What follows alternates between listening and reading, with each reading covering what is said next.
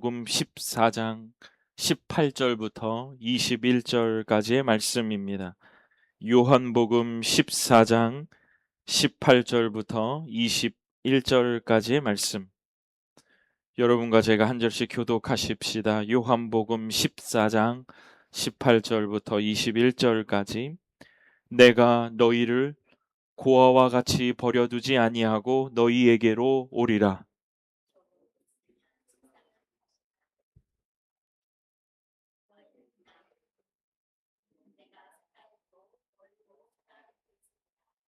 그날에는 내가 아버지 안에 너희가 내 안에 내가 너희 안에 있는 것을 너희가 알리라.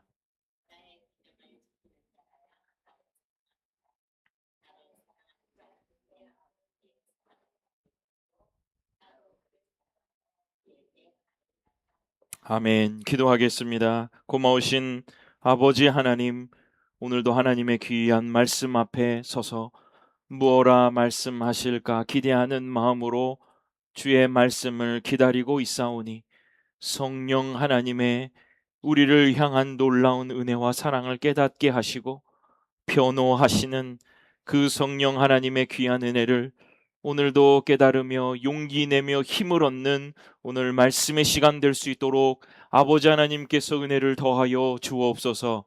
감사드립니다. 예수님 이름으로 기도드립니다. 아멘.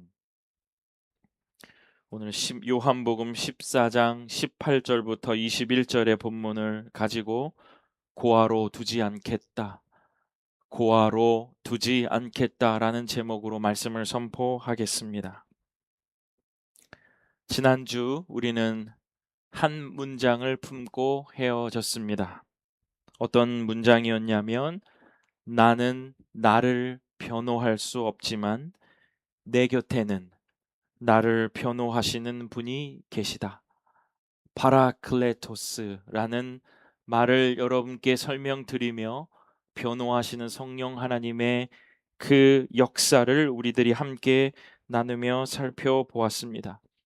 또 다른 보혜사 성령 하나님이 이제 우리 안에 계시사 우리와 함께 거하신다는 약속의 표현에 의지하여 이런 문장으로 마무리가 됐죠. 그런데 약속을 믿고 한 주를 살아보니 여러분 어떠셨습니까? 나를 변호하시는 그 아버지 하나님을 여러분들은 경험을 하셨습니까? 그렇게 하시는 우리 성도님들도 계셨을 것이고 또 그렇지 못한 성도님들도 계셨을 텐데, 이런 마음이 있을 수도 있을 것 같습니다. 고군분투하며 살다 보니 우리 곁에 계신, 우리 안에 내주하신 성령 하나님을 의식하지 못할 때가 많고 훌쩍 넘어가 버릴 때가 많고, 때때로 어떤 때는 모든 짐이, 이 세상의 모든 어려운 짐과 고민이 나에게만 맡겨져 있고 내게 나만 해결할 수밖에 없다라는 그런 생각에 혼자 있다라는 그러한 경험, 그러한 생각을 하셨을 때가 있지 않으셨던가요? 오늘 본문은 그러한 성도들과 그러한 자들에게 예수님이 친히 답하시는 그러한 본문입니다. 오늘은 특별히 성령 강림 주일인데, 그 성령 강림 주일에 여러분과 함께 이 성령 하나님의 역사를 논하며 살펴보며 은혜를 받고자 합니다. 우리는 성령 강림, 성령의 역사하면 방언, 능력, 불의 혀라는 것들을 먼저 떠올립니다. 뜨거움, 이런 것들이죠. 그런데 예수님이 성령을 약속하시며 가장 먼저 꺼내신 말씀은 능력에 대한 이야기가 아닙니다. 여러분 이거를 꼭 기억하세요. 어떤 말씀이시냐면, 내가 너희를 고아와 같이 버려두지 않겠다라는 겁니다. 즉 성령의 강림과 성령의 역사는 능력의 사건이기 전에 버려지지 않음의 사건이다. 다시 한번요. 능력의 사건이기 전에 버려지지 않음의 사건이다.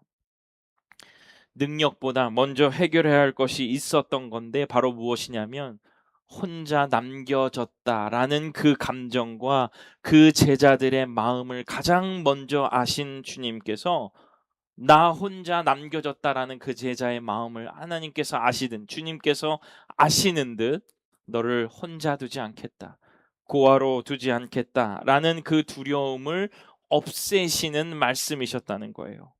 그래서 성령의 역사는 여러분, 제가 지난주에도 사랑, 안 보이던 것이 보이는 것, 그다음 지난주는 변호하는 것, 이번 주는 고아와 같이 혼자 두지 않겠다라는 그러한 얘기를 하는 겁니다. 이번 시즌 내내 여러분들이 꼭 붙드셔야 될 말씀이 있습니다. 내 것을 의지하는 것이 아니라 성령 하나님을 의지한다. 나에게 흘러나오는 힘이 아니라 성령 하나님의 기대어 의지하여 산다. 이것을 여러분들이 붙들고 놓지 말아야 되는데, 오늘 그것이 이제 첫 걸음이겠죠. 어떤 거냐면, 나는 고아가 아니라 그분의 자녀로서 그분을 의지한다. 이것입니다. 나는 그분의 자녀로서 그분을 의지한다. 목사님, 너무 당연한 이야기지 않을까요? 조금 오늘 그것을 자세히 살펴보면 여러분과 은혜를 나누고 싶은 겁니다. 그렇다면 과연 예수님이 떠나시면서 고아로 두지 않겠다라고 하셨는데, 도대체 이 고아로 두지 않으신다는 말이 무엇일까? 고아로 두지 않는다라는 말이 우리 삶에 어떠한 영향과 유익이 있나를 살펴보며 은혜를 나누고 싶습니다. 첫 번째, 고아의 반대말은 부모가 아닙니다. 요한복음 14장 18절, 내가 너희를 고아와 같이 버려두지 아니하고 너희에게로 오리라. 고아로 두지 않는다라는 말은 비어있는 내 곁에 변호자를 두시겠다는 말이에요. 여기 이제 설명을 드릴 겁니다. 비어있는 내 곁에, 지금 예수님께서 제자들을 두고 가시게 됐잖아요. 승천하시잖아요. 그때 제자들이 느끼는 가장 큰 감정은 나 혼자 버려졌다, 남겨졌다라는 감정일 겁니다. 그때 예수님께서 친히 보혜사를 너희들에게 주다, 너희를 남겨두지 않겠다라는 그런 약속의 말씀이거든요.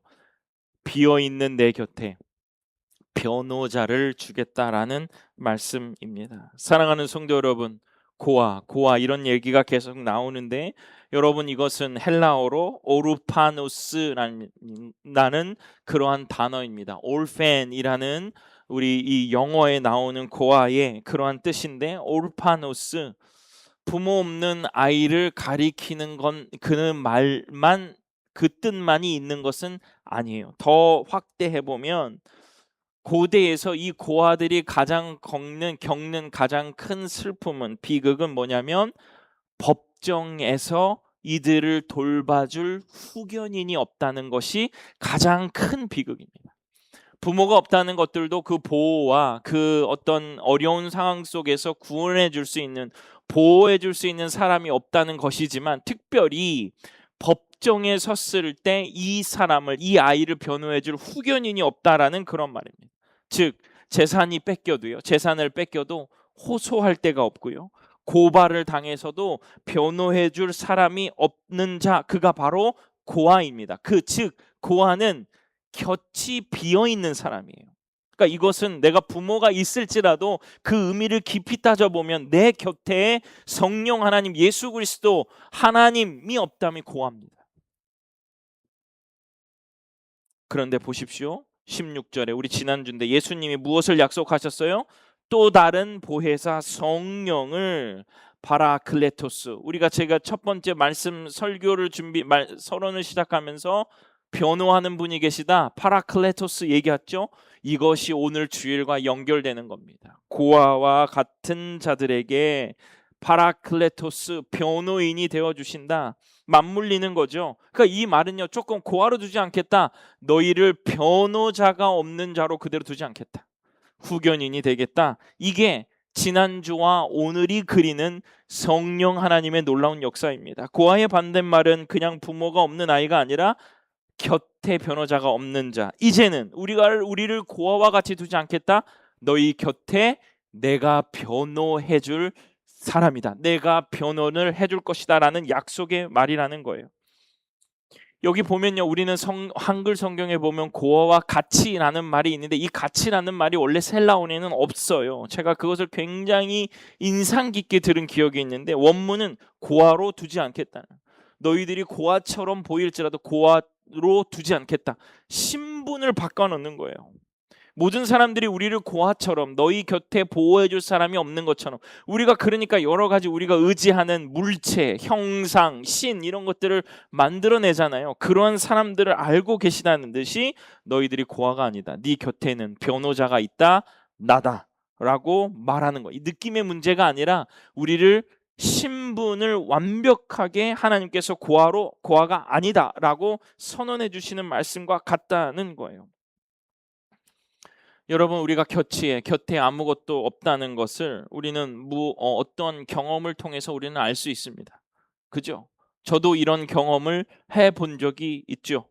우리 이 교회가 시작될 때 그 큰 어려움 속에 우리 주변에 곁에 이 사람들이 많이 있을 것 같았는데 막상 일이 터지니까 곁에 있는 사람이 없어요. 억울한 일을 당했는데도 아무도 말을 들어주지 않을 때가 있고요. 또 우리의 살다 보면 회의실에서 어떤 것들을 표현하고 있을 때 나 혼자 몰리고 나 혼자 이상한 소리를 듣는데도 누구도 편들어주지 않을 때, 그때 우리는 압니다. 사람들에게 가장 무서운 것은 공격이 아니라 내 자리에 내 편이 없다는 것입니다. 내 자리 옆이 텅 비어 있다는 거예요. 이것들이 바로 성경에서 말하는 고아가 느끼는 감정이라는 거예요. 나를 변호해주고 나를 보호해줄 사람이 없다라는 그 두려움. 예수님께서는 떠나시면서 제자들이 이런 자리에 서 있게 될 것을 아셨습니다.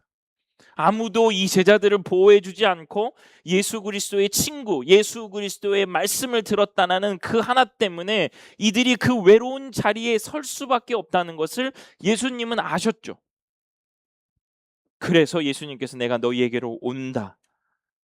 또 다른 보혜사 성령을 준다. 내가 떠나는 것이 끝이 아니라 어떻게 해요? 다시 오른다. 다른 방법으로 다시 온다라는 것을 말씀해 주신 겁니다. 따라서 그러니 버려지지 않으면요, 내가 이를 악물고 버티는 일이 아닙니다. 내가 믿음을 짜내서 외로움을 이기는 것이 아니라 어떻게 그것이 채워지냐면 변호자가 내 곁에 계실 때 그것이 채워진다는 거예요.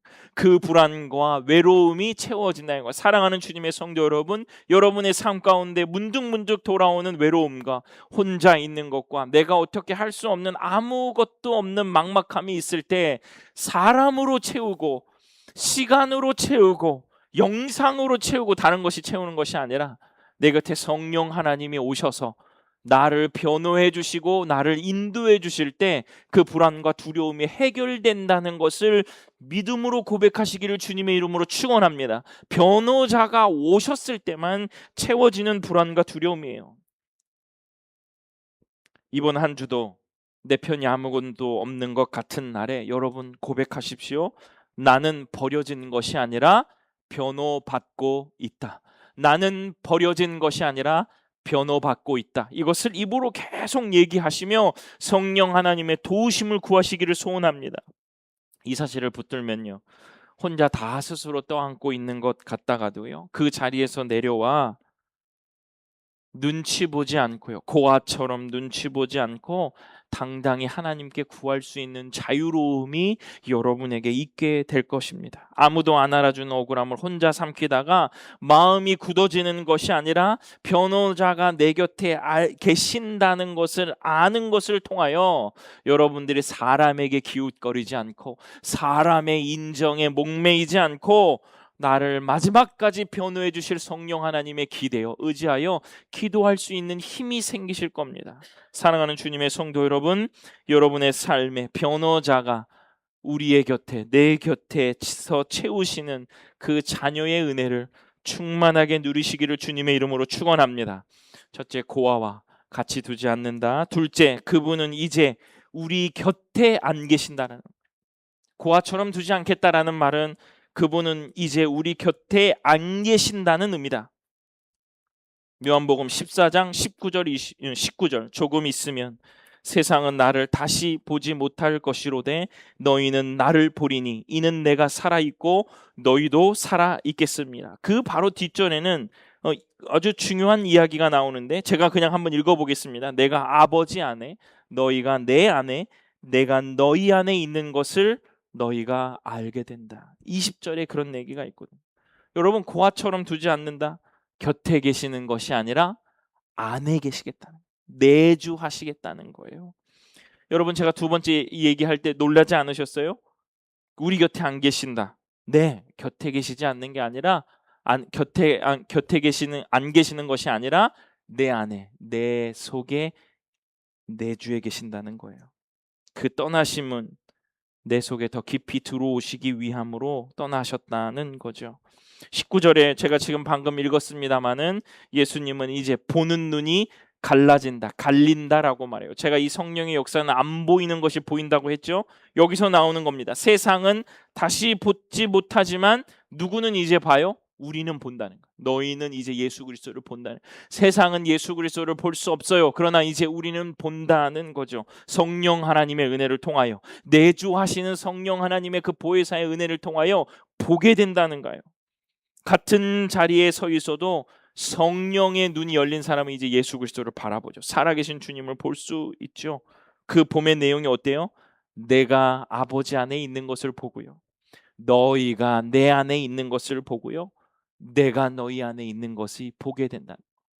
여러분, 그냥 우리 안에 이것이 충만하지 않더라도 상상만 해보세요. 어떤 게 보이냐면 예수 그리스도가 예수 그리스도가 아버지 안에 함께 연합하시는 모습, 그 안에 내가 예수 그리스도와 연합하는 모습, 예수 그리스도가 우리 안에 연합해 계시는 모습이 우리 눈에 보인다니요.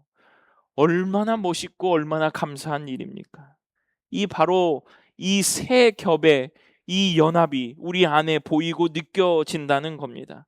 성령 하나님의 내주하심과 임재하심을 우리가 경험한다면 바로 아버지와 아들이 그 연합하시는 그 친밀함 속에 우리도 초대되어서, 여러분, 아버지와 아들이 누리는 그 친밀함 속에 우리를 성령 하나님이 초대하시면 우리가 어떻게 돼요? 우리도 아버지와 아들이 누리셨던 그 연합함으로 들어가 우리가 자녀되는 놀라운 은혜를 겪는다는 거예요. 종이 아니라요. 놀라운 비밀의 말씀입니다. 아버지와 아들이 엄청나게 친밀하시거든요. 근데 우리를 그 친밀함 속으로 성령 하나님이 초대하시면 우리도 아버지와 아들이 누리시는 그 친밀함을 우리도 같이 느낀다는 거예요. 우리도 누린다는 거예요. 자녀처럼요. 그렇기 때문에 우리가 양자의 영을 받아 우리가 아버지와 아들로, 우리가 자녀로 그 큰 복을 누린다는 신비를 오늘은 우리가 말씀 속에서 깨달을 수 있는 겁니다. 여러분, 곁에 계신다, 이건 거리가 있어요. 그런데 안에 계신다는 건 거리가 없다는 거예요. 얼마나 친밀합니까? 우리에게 익숙한 곁에 계심 위에 내 안에 거하신다는 그 은혜가 오늘 성령 하나님을 통하여 열린다는 거예요. 여러분, 이 차이 우습게 보지 마십시오. 여러분, 곁에 있으면요, 돌아서면 그냥 그만이에요. 그런데요, 아주 가까운 사람도요, 자기 집으로 돌아갑니다. 그죠? 그러나 내 안에 있는 것은 어디든지 함께 계신다는 거예요. 함께 먹고 함께 자고 함께 생각하고요, 잠든 밤에도요, 아무도 없는 새벽에도요, 병상에 홀로 누운 시간에도 내주하시는 하나님은 우리와 함께 하신다는 거예요. 찾아오는 손님이 아니라 떠나지 않는 거주자가 되시겠다라는 놀라운 약속입니다. 사랑하는 주님의 귀한 성도 여러분, 동행하시는 이 놀라운 은혜, 내주하시는 이 놀라운 은혜가 우리 성도들에게 충만하게 임하기를 주님의 이름으로 축원합니다. 때때로 찾아오는 내가 내 삶의 모든 짐을 다 짊어지고 이것도 내가 해야 되고 저것도 내가 해야 되고 그런 마음이 있을 때 여러분 기억하십시오. 성령의 임재는 느낌이 아니라, 없는 것이 아니라 내 느낌이 흐린 날에도, 내가 어떠한 상황 속에서도, 내가 어떠한 고민 가운데서도 성령님이 내 안에 계신다, 믿음으로 고백하고 함께 이 은혜를 누리시기를 주님의 이름으로 축원합니다. 이 알매 기대면요, 감정이 출렁이는 날에도 무너지지 않아요. 무너지지 않죠. 내가 예수 그리스도와 어려운 가운데 기도하는데도 안 되고 말씀 보는데도 안 되고 이러한 감정이 출렁이는 날에도 내주하시는 성령 하나님을 의지하면 출렁이지 않아요.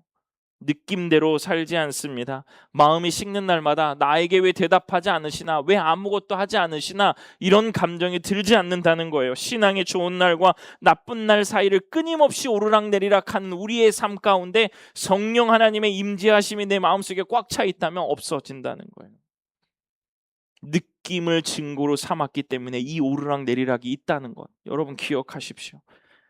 내 마음의 온도가 아니라 내 안에 이미 임재해 계신 성령 하나님에 기대어 살게 되시기를 주님의 이름으로 소원합니다. 곁이 아니라 내 안에 계신 그 성령 하나님을 만나 뵈는 귀한 성도들 다 되시기를 주님의 이름으로 축원합니다. 마지막, 자녀는 고아로 두지 않겠다라는 말, 어떤 말에 자녀는 점수를 따지지 않는다.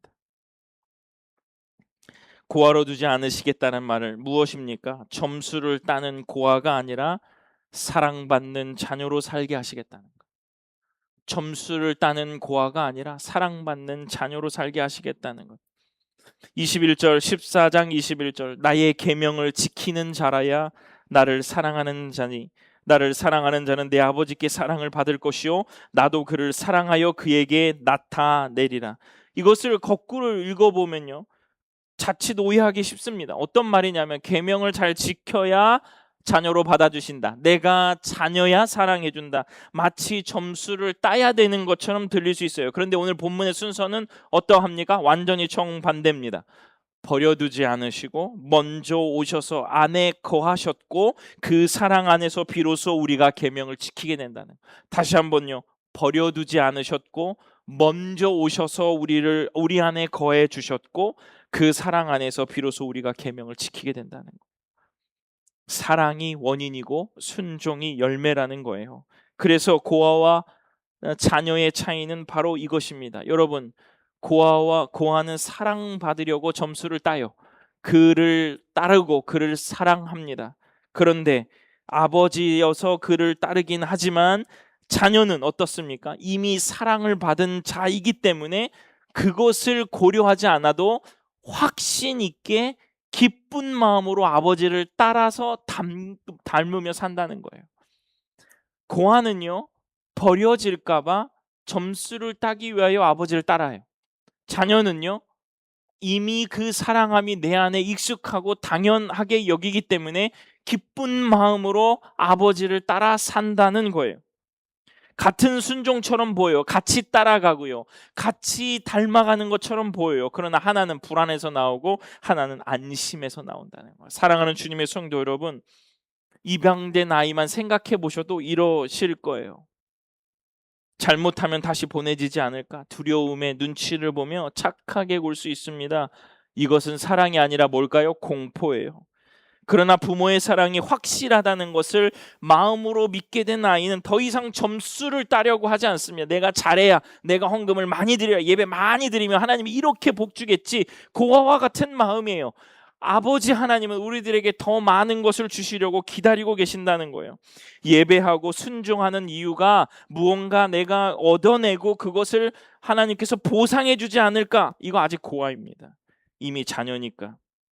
우리는 이미 자녀라면 우리는 같은 행동을 하지만 완전히 뿌리가 다르고 그 결과도 다르다는 거예요. 나는 사랑받으려고 애쓰는 것이 아니라 이미 사랑받았기에 닮아가는 겁니다. 이미 우리는 그 많은 사랑을 받았기에 성경에 나오는 수많은 등장인물들을 보면서 나도 그렇게 살아봐야지, 나도 주님을 선택하며 살아야지라고 고백하는 거예요. 마지막 약속을 보십시오. 나도 그를 사랑하여 그에게 나를 나타내리라. 나도 그를 사랑하여 그에게 나를 나타내리라. 자녀의 삶에는 그분이 나타나십니다. 자녀의 삶에는 그분이 나타나십니다. 여러분, 내가 나를 증명하려고 애쓰는 것이 아니라 내 안에 거하시는 분이, 여러분 중요합니다. 내 일상의 작은 순종을 통해서 하나님이 드러내신다는 거예요. 내 일상의 작은 순종을 통하여 하나님이 나를 나타내리라 라고 말씀하시는 거예요. 그러니 거룩한 삶도 내 의지의 성취가 아니고 그분이 사랑으로 일으키시고 그분이 자신을 나타내시는 역사라는 겁니다.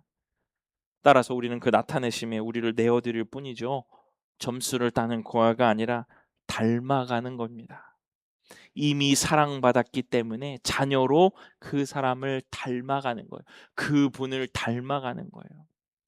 사랑하는 주님의 귀한 성도 여러분, 여러분 오늘의 예배가, 오늘의 헌금이, 오늘의 기도가, 오늘의 말씀의 생활이 혹시 나의 이 어려움과 내 미래를 향한 무슨 투자 정도로 생각하십니까? 아닙니다. 고아와 같은 마음입니다. 점수를 따려고 하는 마음이라는 거예요. 근데 여러분 잘 생각해 보십시오. 우리는 하나님의 자녀입니다. 아버지와 아들의 그 친밀한 교제 안으로 초대받은 사람들이니 점수만 따려고 살지 않아도 이미 주신 그 사랑을 누리며 살 수 있습니다. 목사님 믿어지지 않는데 믿으면 됩니다. 덮어놓고 믿는 것이 아니라 그 믿음 안에서 우리가 이를 악물고 여전히 나는 하나님의 사랑 안에 귀하게 거하는 하나님의 자녀다. 큰 마음을 가지고 그 일들을 기도하며 나아갈 때 비록 그 시간적인 우리 유한적인 인간의 삶 속에 시간적인 갭은 있을 수 있어요. 내가 그것을 고백한다고 해서 하나님이 나에게 큰 은혜로 한꺼번에 확 주시는 것이 아니라 내가 견디는 시간과 인내의 시간이 있을지도 모릅니다. 그러나 결국에는 종국에는 하나님의 자녀가 받는 그 많은 복을 우리는 받아 누리며 살게 될 겁니다. 그렇기 때문에 그 시간의 지연 속에 견디지 못하고 내가 이것을 하면 더 주겠지, 이러한 이 얍삽한 마음을 갖는다면 이것은 신앙이 자라지 않는 아주 비법이에요. 사랑하는 주님의 성도들, 오늘 이 고아와 같이 두지 않겠다 이 말씀을 들으며 내 주에 계신 성령 하나님을 의지하고 믿음으로 고백하십시오. 내 안에 이미 계신 성령 하나님 통하여 이길 수 있다, 해결할 수 있다, 내가 버틸 수 있다라는 고백을 가질 때 성령 하나님의 큰 은혜가 우리 삶 속에 충만히 임하게 될 것입니다. 점수를 따는 고아가 아니라 닮아가는 자녀로 살게 되시는 주의 모든 성도들 다 되시면 참 좋겠습니다. 말씀을 마치겠습니다. 사랑하는 성도 여러분, 오늘 우리 성령 강림 주일에 제가 첫 번째로 말씀드렸습니다. 성령의 강림은 능력의 사건이 아니라 어떤 사건이냐? 버려지지 않는 사건. 여러분 버려지지 않았어요. 텅 비어 있지 않습니다. 나 혼자 짊어지는 것이 아니라 그 모든 불안과 두려움은 나에게 찾아오신 성령 하나님을 통하여 해결될 줄로 믿습니다. 고아와 같이 버려두지 않는다. 비어있는 곳에 변호자를 두셨습니다. 곁에 계시는 것이 아니라 내 안에 이미 내 주에 계십니다. 점수를 따는 고아가 아니라 사랑받는 자녀로 살게 해주셨다는 것, 여러분 잊지 마시고, 능력은 이제 그 다음에 따라오는 거예요. 성령의 능력은요, 먼저 이것부터 내 안에 임재해 계신 성령 하나님 통하여 고아처럼 살지 않아도 자녀처럼 누리며 살 수 있다. 이 다음이 바로 능력이 찾아오는 그러한 비법의 길일 것입니다. 그러니 이번 한 주 여러분 외로움이 밀려오고 텅 빈 것 같은 순간이 오거든 그러한 느낌과 그러한 감정으로 다투지 마십시오.